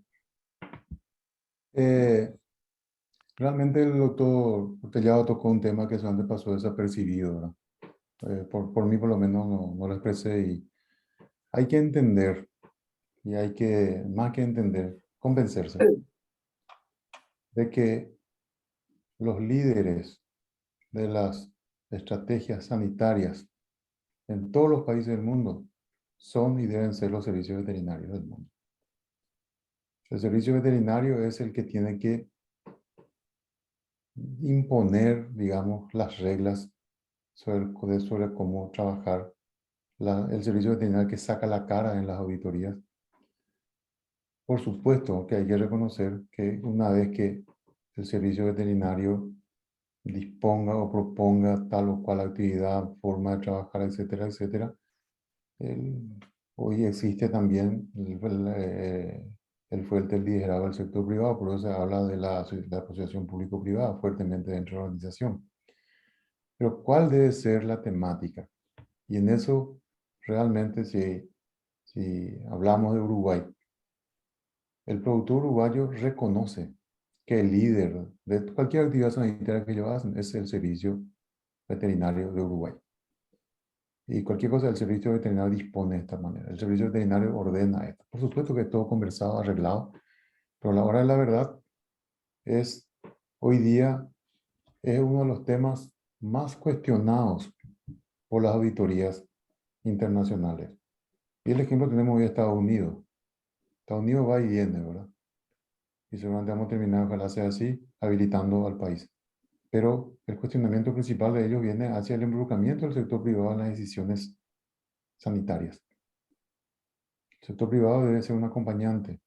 El sector privado y el sector productivo, acompañar las tareas, operativizando las tareas, pero no el que toma la decisión de tal o cual cosa. Y ese es todavía, lamentablemente, en nuestro medio, un tema pendiente. Yo como anécdota nomás cuento y hemos tenido en el pasado una pasante francesa y una pasante que hacía su doctorado sobre la asociación público-privada, ya que Paraguay en su momento fue considerado uno de los ejemplos de la asociación público-privada respecto a la lucha contra la fiebre aftosa por la OIE. Y hay en ese sentido documentos, revistas que hablan de todo el tema. Y estaba leyendo en estos días todo el cuestionario que ella utilizó. Y lamentablemente uno se da cuenta, no sé quién será, ni mucho menos, ni interesa saberlo, ¿verdad? Pero las respuestas sobre este punto al sector privado, en todos los casos, siempre aparecían que nosotros decidimos, nosotros hacemos, nosotros, todos nosotros. Y eso no, lamentablemente no está bien, aunque sea así. El sector privado tiene que hacer prevalecer al sector público, guste o no guste. Es el papaguazú y tiene que darle ese lugar, independientemente de que después se haga o no se haga. Pero nosotros, esos son puntos débiles, conflictivos que tenemos. Pareciera ser que algunas áreas del sector privado se quieran llevar la palma. La palma tiene que llevar el servicio, independientemente de quién sea. Los beneficios los recibe el sector privado. Así nomás es la historia. Pero Carlos tocó este tema y es importante señalar que para la OIE, para la ONSA y para los servicios veterinarios del mundo, la autoridad veterinaria es la autoridad sanitaria animal del país. No existe otro. Los otros son, digamos, entre términos, colaboradores. Sí. Muchas gracias, doctor Tellado. Doctor Llaga también. No sé si hay alguna otra consulta que quieran hacer o aporte de los demás participantes, de manera a poder ir concluyendo en caso de que no haya otra consulta. El doctor Emilio Zanabria Mazacote tiene la palabra. Adelante. Si puedes activar tu micrófono, doctor. Después el doctor Diógenes Dalado también levantó la mano para solicitar la palabra. Adelante, doctor Zanabria. Ahí ya está. Buenas noches Ahí para está. todos. Sí, muy importante. Felicitaciones al doctor Ido Llaga, para el doctor Maldonado. Y realmente tomo un poco la palabra del doctor Carlos Hortellado, ¿verdad? De que el veterinario, ya sea gremialmente hablando, la mezquindad que habla el doctor Carlos Hortellado, yo quiero decir más o menos que el veterinario es que tiene que ordenar. Por eso va mi pregunta con respecto a Fundasa. Para llevar a cabo todos estos trabajos de científicos, yo creo que el veterinario tiene que estar hoy día el que esté vacunando en los corrales el- las vacas, de modo que tengan una mejor visión científica. Y si llegamos a lograr como gremio veterinario eso, yo creo que mejores trabajos se van a hacer a nivel de campo. Y podemos dar mayor jerarquía también a nuestros colegas que están en las instituciones públicas, que son capos. Por lo que estuve escuchando, son buenísimos y que tienen esa metodología científica para llevar a cabo el trabajo que se está queriendo hacer. Eso nomás quería acotar al respecto y me gustaría saber si es ese tema de Fundasa, que el recurso humano que esté ahí en campo haciendo el trabajo así negro, debería ser todo veterinario o en el plan de trabajo, ¿cómo está eso? Eso me gustaría saber al respecto. Eso nomás quería preguntar. Muchas gracias. Gracias, doctor Sanabria. No sé si le quieren hacer la respuesta correspondiente o le damos primero la palabra al doctor Dávalos para que por ahí si de repente son similares. Sí, vamos a esperar que hable el doctor Navarro y después le voy a responder. Adelante, doctor Diógenes Dávalos. No, yo solamente quería agradecerle al doctor Guido Llaga por la presentación y al doctor Maldonado, excelente. Y creo que este es uno de las formas de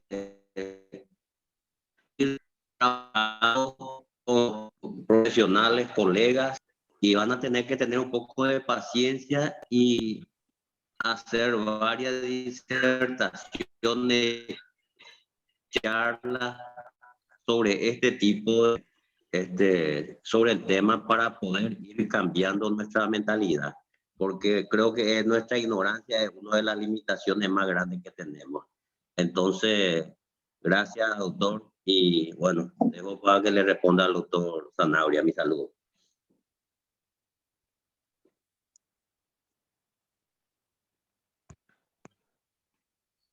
Adelante, doctor Maldonado. Bueno, la Fundasa desde hace un tiempo viene trabajando asociadamente con el servicio.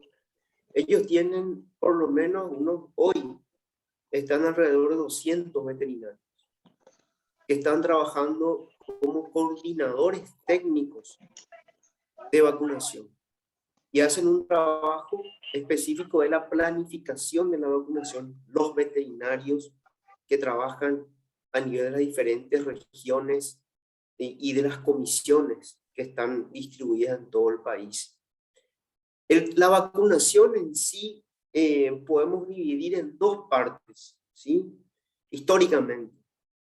Una vacunación que se hace en los propietarios que nosotros definimos como mayor a 100 cabezas. Hoy eso ya en algunos lugares incluso está mayor a 50, mayor a 60. Son certificadas. La Fundasa no vacuna animales. Certifican la vacunación. La vacunación es realizada por los funcionarios o, digamos, empleados de la estancia, los capataces, administradores, que se encargan de la vacunación. La Fundasa pone un certificador que generalmente tiene una vocación técnica, agropecuaria, o es un estudiante de veterinaria, que va y evalúa antes de la vacunación todo el proceso, cadena de frío, jeringa que esté en condiciones, desinfección, y después ya el proceso de vacunación. La Fundasa hace dos cosas importantes. Una, evalúa la condición sanitaria de los animales que pasan por el corral. Ve animales enfermos si no. Lo plasma en el acta de vacunación. Y segundo, lleva el censo del productor. Entonces son esas las actividades que hoy la Fundasa, bajo los lineamientos específicos que le da el servicio.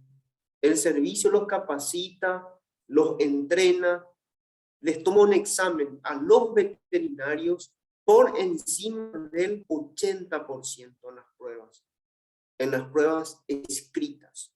Nosotros tomamos una prueba y por encima del 80% son acreditados por el servicio veterinario. Hoy el que no alcanza 80 no es contratado por la Fundasa. Entonces, también la Fundasa ha pasado por ese proceso de transformación, de mejoramiento, la estructura y una visión un poco diferente, asociada justamente a la visión que nosotros queremos transmitir desde el servicio para ellos. Hacer vigilancia, supervisión y que por sobre todas las cosas que haya alta credibilidad y calidad en el trabajo en el establecimiento ganadero. Y los pequeños productores están manejados por brigadas de vacunación que generalmente es liderada por un veterinario y que sí, ahí estamos usando los famosos que ustedes conocen, los vacunadores autorizados cada vez menos, pero sí trabajan también en los pequeños productores. Entonces, ese es un poco el esquema de la Fundasa hoy, así en resumen, para no quitarle mucho tiempo. Pero sería bueno, me sumo a lo que dijo el doctor Diógenes, también al doctor Carlos, tenemos que juntarnos más, este es un buen foro para poder discutir sanidad animal, hay muchas cosas, y por supuesto que el servicio necesita también la ayuda de los colegas para poder ir trabajando en programas específicos, sobre todo en esos programas históricos que tenemos como brucelosis y otras enfermedades más.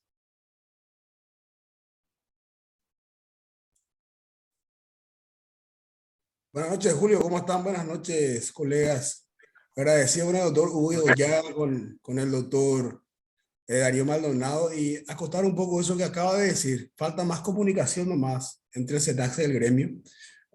Ahora que se tocaron estos temas, es una preocupación a veces de los colegas de que tiene que haber mayor participación o mayor comunicación del SENACSA, por ejemplo, con los representantes del gremio, ¿verdad? Pues de la gente que está unada dentro de las asociaciones para tocar estos temas de política de sanidad animal, ¿verdad? A nivel país.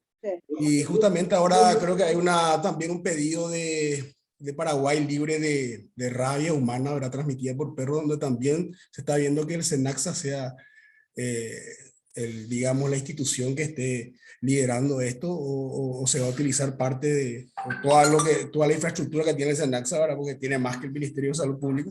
Entonces yo creo que esto que estamos haciendo, bastante saludable, debería repetirse de manera más seguida y oficializar inclusive este tipo de reuniones, ¿verdad? Con los diferentes representantes de todas las asociaciones a lo largo y ancho del país. Así que les felicito, les agradezco, gracias Julio, por organizar esto y colegas, creo que este es el camino. Comunicarnos, dialogar y participar, ayudar para que estas cuestiones positivas para el país se den. Nada más eso quería acotar. Muchas gracias. Gracias a vos, Marco. Gracias también a todos los colegas. No sé si hay alguna otra persona que quiera hacer alguna acotación o el doctor Maldonado o el doctor Ido Llaga si quiere hacer algún tipo de conclusión con respecto a este conversatorio. Gracias, Julio. Quiero... No sé quién. No, me estás hablando, doctor. No, perdón. No, yo creo que estamos llegando más o menos al final de este conversatorio. Extremadamente útil. Y ¿qué más puedo decir? Necesario. Disculpe. SENACSA realmente, voy a hablar un poco de SENACSA como conocedor del tema, necesita de la... Perdón, hablando... Sí, no, solamente Julio, agradecerle también al doctor Carlos por su palabra, al doctor Diógenes, a todos los colegas. Decirles que lo del viernes no está en la agenda de los servicios veterinarios oficiales. Al menos eso lo he manifestado yo en la reunión de la Comisión de Salud Animal del CDP, del Comité Veterinario Permanente del Cono Sur. Entonces es una idea que nace del sector privado, pero que no está hoy en la agenda de los servicios veterinarios oficiales. Una propuesta aún no oficializada por el sector privado. Por lo tanto, creo que va a ser un buen momento también para que se escuche digamos, la propuesta que tienen parte del sector privado de Argentina, de Uruguay, sobre todo, que están muy fuertes con esto. Y para el servicio, bueno, nosotros vamos a estar como oyentes, no vamos a participar de manera directa, no vamos a ser parte de las ponencias, ni tampoco vamos a ser parte de la mesa redonda, principalmente por el hecho que estamos en este momento en otra ruta ahora. Lo que, como dijo el doctor Igo, ya no significa que no nos estemos seguramente también a escuchar. Cuando haya una propuesta oficial del sector privado, el servicio va seguramente también sentarse a escuchar.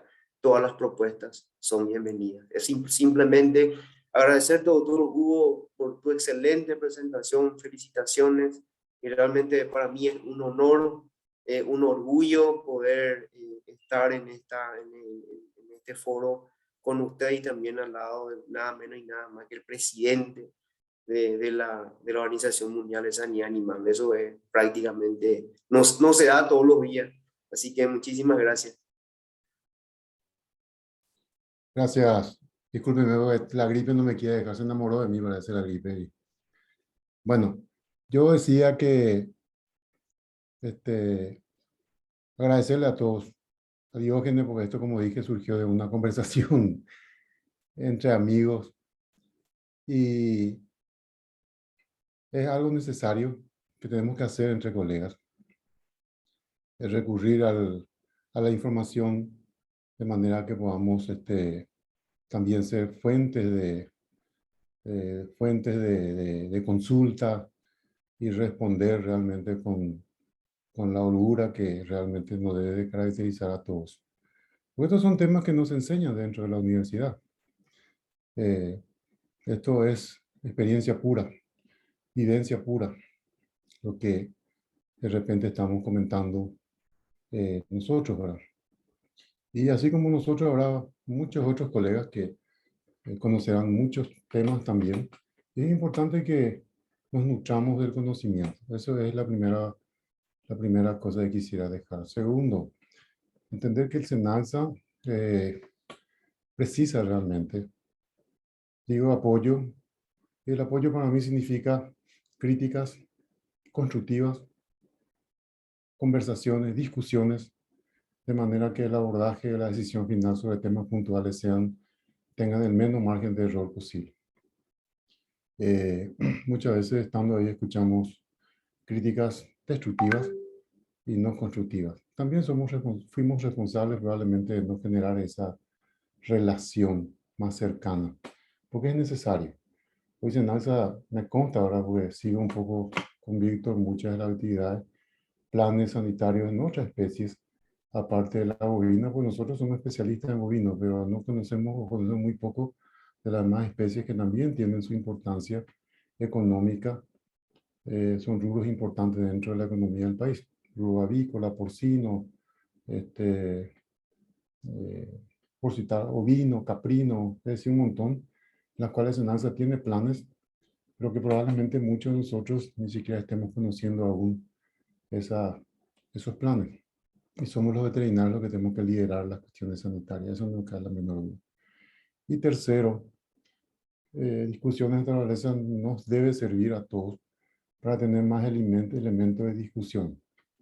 Las cuestiones sanitarias no son matemáticos. No siempre 2 más 2 va a ser 4. Puede ser 3, puede ser 5. Pero si todos nos discutiéramos constructivamente, podemos hacer que sea cercano por lo menos a 4. el 2+2. Es decir, el margen de error va a ser mucho menor. Porque muchos de los éxitos de las campañas sanitarias dependen mucho del apoyo, del grado de responsabilidad de concienciación entre el sector público y el sector privado. Una de las patas falla y no se puede avanzar mucho. Y tener esa oportunidad como colega de discutir un poco a foráneos que vienen en la región, en el país, perdón, y se nos pasan de expertos, teniendo acá en el país también colegas de alta capacitación, conocedores de temas mucho más que otros, pero lamentablemente no sabemos vender probablemente. Pero ese tipo, y no sabemos discutir.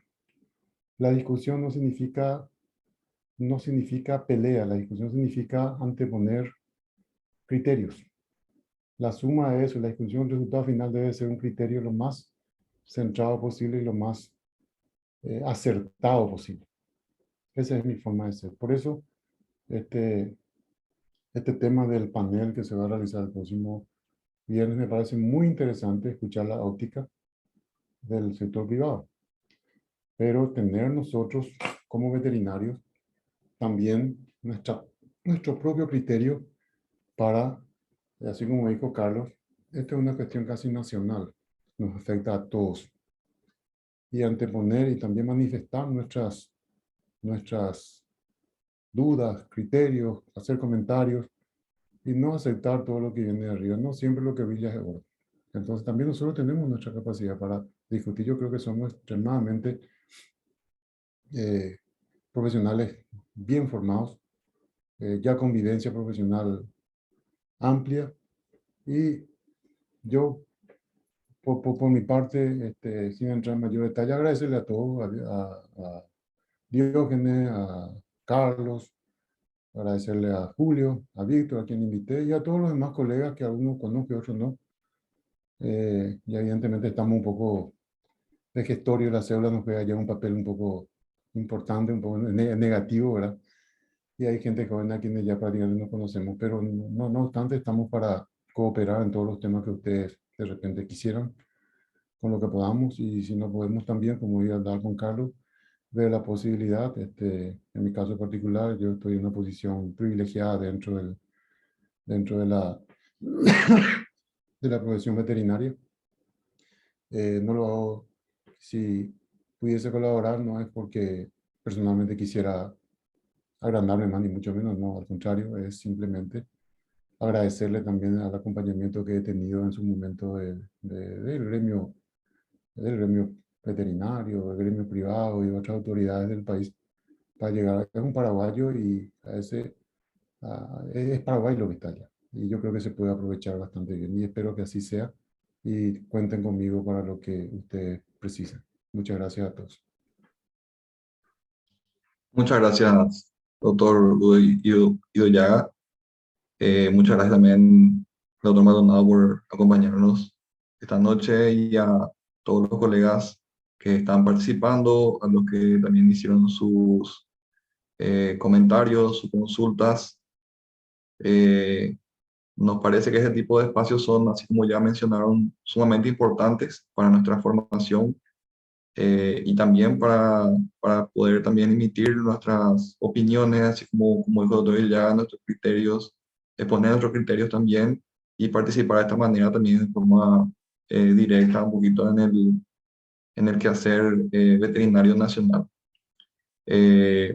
Agradeciendo nuevamente a todos, quisiera desearles éxitos a todos, y que podamos seguir conversando en este tipo de espacios o en otros espacios que se puedan también habilitar en el futuro. Así que muy buenas noches para todos y nos encontramos oportunamente. Muchas gracias. Muchas gracias, buenas noches. Chau, chau, chau.